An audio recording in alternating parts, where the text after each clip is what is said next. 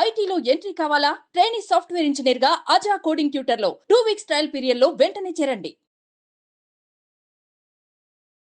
నమస్తే సుధీర్ సార్. నమస్తే. సార్ చాలామంది పేరెంట్స్ పిల్లలు ఏం మాట్లాడినా పెద్దగా బాధపడారు సార్. ఏం మాట్లాడినా ముద్దుగా అనిపిస్తూ ఉంటుంది, రిసీవ్ చేసుకుంటారు చాలా ఆనందంగా. కానీ ఒకే ఒక్క విషయంలో వాళ్ళకి చాలా బాధగా ఉండేది ఏంటంటే, ఎప్పుడైతే పిల్లలు వాళ్ళ జీవితాలు వాళ్ళ చేతికి వస్తూ ఉంటాయో, ఎస్పెషల్లీ ఎప్పుడైతే మ్యారేజెస్ అయిపోయి ఇంకొకరు వాళ్ళ లైఫ్లో యాడ్ అవుతూ ఉంటారో, ఏదైనా ఒక చిన్న సందర్భంలో ఒక మాట మాట్లాడాల్సిన అవసరం వచ్చినప్పుడు, లేదా సజెషన్ ఇవ్వాల్సిన అవసరం పేరెంట్స్కి వచ్చినప్పుడు, పిల్లలు టక్కుమని అనే మాట, మీరు మా కోసం ఏం చేశారు అనే వర్డ్ అందరం మాట్లాడుతూనే ఉంటాం. అసలంటే దాని అర్థం ఏంటి? పేరెంట్స్ అసలు మన కోసం ఏం చేశారన్న దానికి ఆ క్వశ్చన్ మార్క్కి అసలు ఆన్సర్ మనం ఏం చెప్పొచ్చు అంటాము. పేరెంట్స్కి కూడా చాలా హట్టింగ్గా ఉంటుంది సార్. వాళ్ళు బయటికి చెప్పుకోరు, కానీ వాళ్ళ మనసులో తొలుస్తూ ఉంటుంది. అలా అన్నాడేంటి, అలా అందేంటి, నా పిల్లలు ఇలా అన్నారేంటి, ఇలా మాట్లాడారేంటి అని పాపం తెలియకుండా వాళ్ళలో వాళ్ళు మదన పడుతూ ఉంటారు. పేరెంట్స్కి అది చాలా పెద్ద పెయిన్. మదన పడుతున్నారని చెప్పడం కంటే ఇంకో విషయం చెప్తాను నేను. పైన మామూలుగా పాత సినిమాలో చెప్తారు, నరకం అంటే ఏంటంటే నూనె బాండలు పెట్టి దాంట్లో నూనె వేసి మనిషిని దాంట్లో కాలుస్తారు, లేకుంటే సూదులు తీసుకొని లేకుంటే గుణపాలు తీసుకొని గుండెల్లో గుచ్చి పెయిన్ ఇస్తారని చెప్పి అంటారు. నాకు తెలిసి అటువంటి బాధ వాళ్ళ గుండెల్లో ఉంటుంది. అది మదన పడ్డం అనేది చాలా చిన్న టర్మ్. నాకు తెలిసి అత్యంత నరకమైన సందర్భం ఏదైనా ఉంటే, తను అన్ని రోజుల నుంచి కంటికి రెప్పలా కాపాడుకుంటూ వస్తున్న కొడుకు కానీ కూతురు కానీ ఆవేశంలో నోరు జారి లేదా గుండెల్లో ఉండే మాటని బయటికి తీసుకొని వచ్చి, నువ్వేం చేసావు నా కోసం, నువ్వు మహా అయితే కన్నావు, అంతకంటే నువ్వేం చేసావు అని అన్న డైలాగ్కి ఆ రోజే ఆ తల్లి తండ్రి ఎందుకురా ఈ బతుకుతున్నాను ఇలా అడిగారంటే ఇంకని చెప్పి ఇంకా నాకు తెలిసి వాళ్ళ గుండె అక్కడ ఆ ఒక్క నిమిషం ఆగిపోతుంది చెప్పాలంటే. అంత నరకం అది. చూసే వాళ్ళందరికీ ఎప్పుడోకప్పుడు సందర్భంలో చాలామంది ఏం చేసావంటే ఆ డైలాగ్ వస్తుందంటే ఫస్ట్ వాళ్ళు ఆలోచించేది దేని గురించి తెలుసా? మనీని ఒక క్వాంటిటీలో చూస్తుంటే బట్టి వాళ్ళకి ఆలోచన వస్తుంది నాకు తెలిసినంతవరకు, మనీ అనే ఫ్యాక్టర్. కానీ ఈరోజు ఆ క్వశ్చన్ అడిగే వాళ్ళందరికీ నేను ఒక చిన్న విషయం చెప్తాను, జాగ్రత్తగా. అదేంటంటే, మీరు ఆ క్వశ్చన్ అడిగే ముందు ఫస్ట్ నేను ఎవరండి చెప్పడానికి, ఇక్కడ కూర్చొని మా షోలో మేము చెప్పేదానికంటే ఫస్ట్ ఒక విషయం మీరే చూశారు, మీ ఫ్యామిలీ మిమ్మల్ని ఎలా పెంచారు మీకు తెలుసు కాబట్టి ఒక చిన్న విషయమే. ఒక పెన్ను పేపర్ తీసుకొని, అంటే కొద్దిగా ఫూలిష్గా ఉంటుంది కానీ కొద్దిగా ఆలోచించేయండి. ఒక పెన్ను పేపర్ తీసుకొని ఏమేం చేశారని మీరు అనుకుంటున్నారు రాయండి, ఏమేం చేశారో మీరు అనుకుంటున్నారు రాయండి. తర్వాత మేము చెప్పినప్పుడు లాస్ట్ ఎండింగ్ చూసి తర్వాత మళ్ళీ మీరు రీఫ్రేమ్ చేసి మార్చి రాయండి. ఫస్ట్ మాత్రం ఈ వీడియోని ఒక్క సెకండ్ పాజ్ తీసుకొనినా, వాళ్ళు మీకోసం అంటే వాళ్ళు మళ్ళీ అంటారు కదా నేను నీకోసం ఇన్ని చేశాను, వాళ్ళు ఏమేం చేశారని మీరు అనుకుంటున్నారు ఫస్ట్ రాయండి. దాని తర్వాత ఈ డిస్కషన్ తర్వాత ఈ వీడియో మొత్తం చూసిన తర్వాత మీరు ఏమన్నా మార్చాలి యాడ్ చేయాలంటే రాయండి. మ్యామ్, ఫస్ట్ దానికంటే ముందు ఒక బిడ్డకి జన్మనిచ్చేటప్పుడు ఆ తల్లి పడే ప్రసవ వేదన మనందరికీ తెలుసు. చచ్చిపోయి మళ్ళీ పుడుతుంది తల్లి చెప్పాలంటే. ఆ ఒక్క క్షణం కనుక వీడి కోసం నేను ఎందుకులో ఇంత కష్టపడ్డామని ఆ రోజు తల్లి కనుక అనుకోనుంటే వాడనేవాడే భూమి మీదకి రాడు. జనమే ఉండదు సార్. నాకు తెలిసి భగవంతుడి సృష్టిలో లేదా ఈ భూప్రపంచంలో కనిపెట్టిన ఎన్నో ఇన్నోవేషన్స్లో one of the best thing ఏదన్నా ఉంటే giving a soul, giving a life to baby. ఆ టైంలో వీడు అడిగిన ప్రశ్న గుర్తొచ్చి దానికి ముందే తల్లి కనుక అనుకున్నట్టు వీడికి జన్మ ఇచ్చి ఉండేది. ఫస్ట్ ఆ క్వశ్చన్ అడిగే రైట్ ఏ కొడుక్కి కూతురికి అసలు లేనే లేదు. ఒకవేళ ఎంత నరకంగా తల్లిదండ్రులు చూసుకున్నా ఆ క్వశ్చన్ అడిగే రైట్ మనకు లేదు. ఎందుకంటే అన్నిటికంటే కొన్ని లక్షల కోట్ల ధన రూపం, వస్తు రూపం, వేరే విషయాలన్నీ కంపేర్ చేసుకుంటే దేంతో చేయలేంది. ఫస్ట్ నువ్వనేవాడు భూమి మీదకి రావడానికి కారణం ఆ తల్లి ఆ తండ్రి. అలా అడిగావంటే నీ జన్మని నువ్వే క్వశ్చన్ చేసుకున్నట్టు, ఫస్ట్ నీ పుట్టుకని నువ్వే క్వశ్చన్ చేసుకున్నట్టు. ఫస్ట్ అలా అడిగే రైట్ లేదు. సెకండ్ మోస్ట్ ఇంపార్టెంట్ థింగ్, ఏమేమి సాక్రిఫైస్ చేశారు, అసలు ఏమేమి ఇచ్చారు మా అమ్మ నన్నంటే, ఫస్ట్ ఇచ్చింది ఏం తెలుసా? పెళ్ళికి ముందు ఒక అబ్బాయి అమ్మాయిగా ఉంటారు, వాళ్ళకంటూ కొన్ని కళలు ఉంటాయి. పెళ్ళయ్యాక భార్య భర్తలుగా ఉంటారు.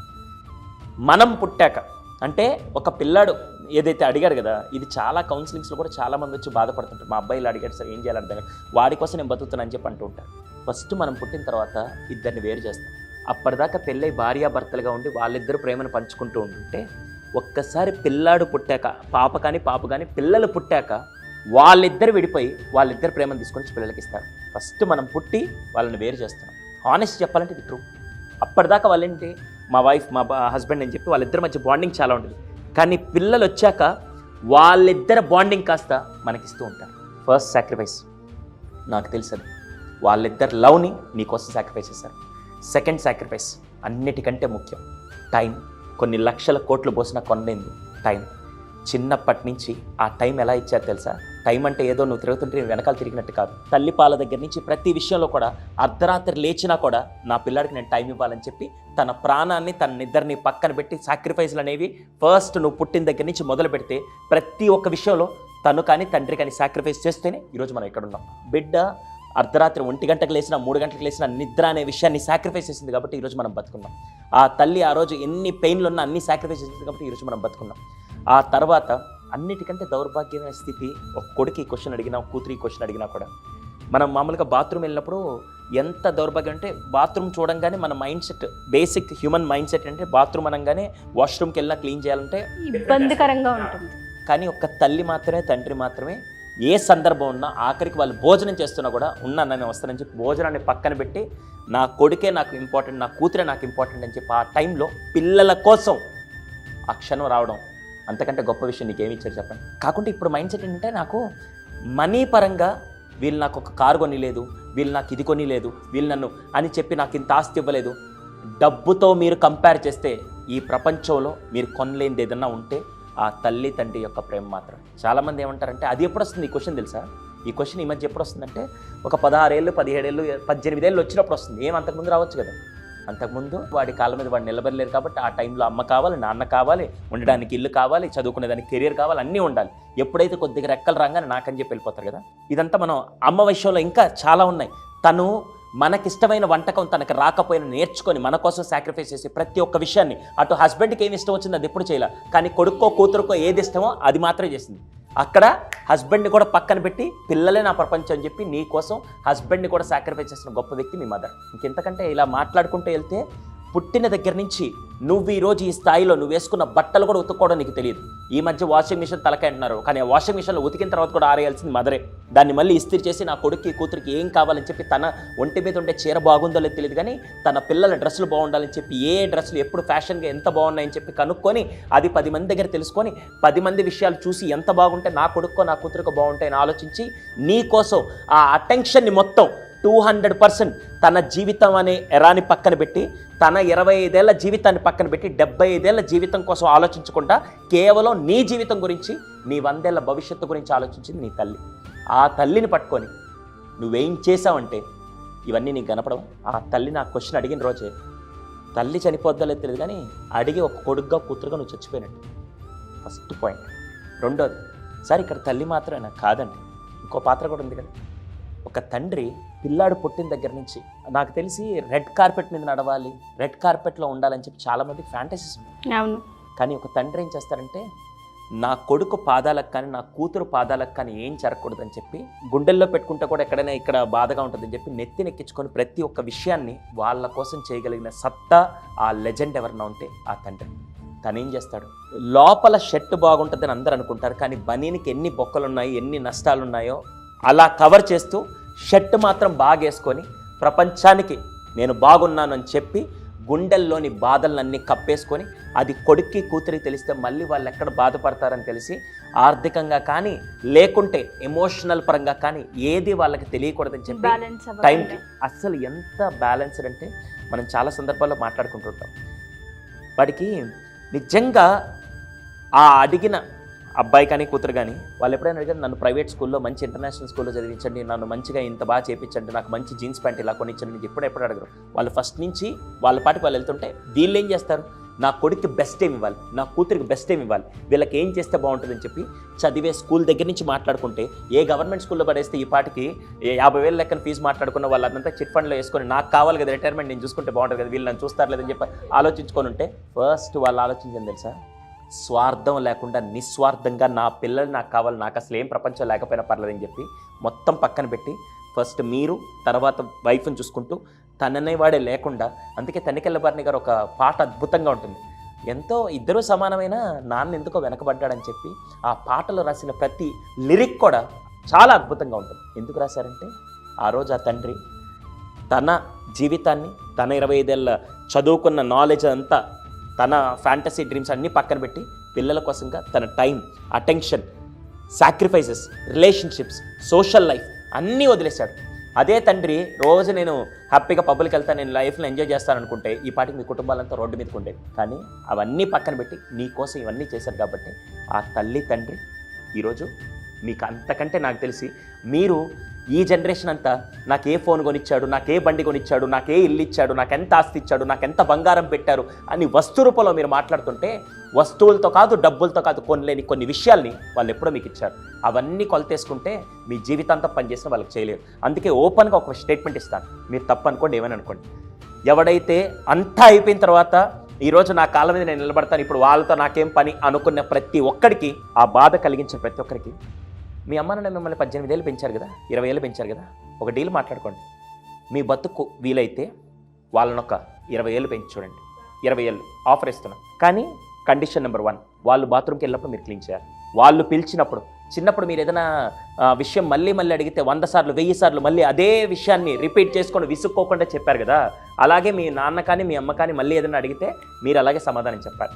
అడిగినప్పుడల్లా టైం ఇవ్వాలి, అడిగినప్పుడల్లా అటెన్షన్ ఇవ్వాలి, అడిగినప్పుడల్లా అన్ని విషయాలు సాక్రిఫైసెస్ వాళ్ళ కోసం మీరు చేయగలగాలి. డబ్బు రూపంలో కాదు, ఇవన్నీ క్యారెక్టర్స్, టైం కానీ, అటెన్షన్ కానీ, కైండ్నెస్ కానీ, వాల్యూస్ కానీ, ఇవన్నీ కల్టివేట్ చేస్తూ నీ కోసం ఏదైనా గొడవ జరిగి వచ్చినా కూడా పర్లేదు నేను చూసుకుంటానని చెప్పి ఆ భరోసా ఇచ్చి అన్ని జాగ్రత్తలు చూసుకొని కుటుంబానికి ఎటువంటి నష్టాలు జరగకుండా, పిల్లలు బాధపడకుండా 20 సంవత్సరాలు కాపాడుకుంటూ వచ్చిన ఆ తల్లి తండ్రిని కనుక మీరు 20 ఏళ్ళు అదే బాధ లేకుండా మీరు చూసుకోగలిగితే అప్పుడు మాట్లాడుకుందాం.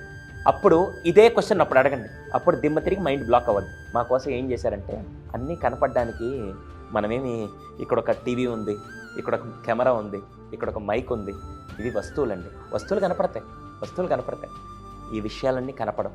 మైండ్, కామన్ సెన్స్ అని ఎవరికైతే ఉంటుందో వాడైతే అడగలేడు. కామన్ సెన్స్ ఉండేవాడు అడగడు.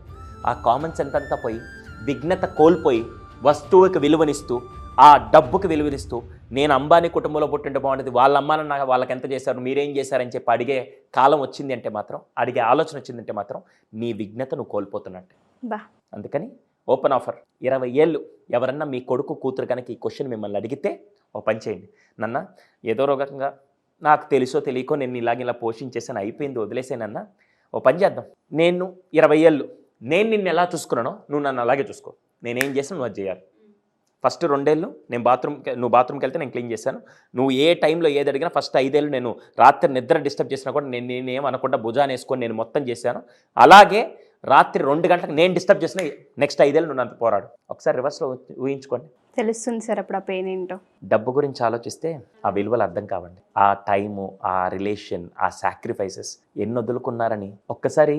అమ్మ, నేను మీ పెద్ద కొడుకు అడుగుతున్నాను, మీ పిల్లలు ఎవరైనా ఈ క్వశ్చన్ అడిగినప్పుడు ఒక్కసారి ఆ పిల్లల్ని మీరు అడగండి, నాన్న నేనేమి ఇవ్వలేదు వదిలేసి, అసలు నేనేమి ఇవ్వలేదని నువ్వు అనుకుంటున్నావు పక్కన పెట్టు, అసలు నేనేమేమి సాక్రిఫైస్ చేశాను నువ్వు అనుకుంటున్నావు ఒకసారి చెప్పు అని చెప్పి పిల్లల్ని అడగమనండి. సార్ అసలు థాట్స్ కూడా వాళ్ళకి రావు సార్, అసలు చెప్పలేరు కూడా. వాళ్ళకు ఉంటేనే కదా ఆలోచన. లేదా యాజ్ ఎ పేరెంట్స్గా మీరు రాయండి, మీ పిల్లల కోసం మీరు ఏమేమి సాక్రిఫైస్ చేశారు, మీ పిల్లలకి అసలు ఏమేమి ఇచ్చారు. వాడు అనుకునే ఆ డబ్బుల్లోనో, ఆ వస్తువుల్లోనో, ఆ ముష్టి మొబైల్ ఫోన్లోనో, ఆ ల్యాండ్లోనో, బంగారంలో కాకుండా మీ పిల్లల కోసం మీరేమి ఇచ్చారో ఒకసారి మీరైనా ఆలోచించండి. అప్పుడు అది చూస్తే వాడికి కొద్దిగా సెన్స్ వస్తుంది.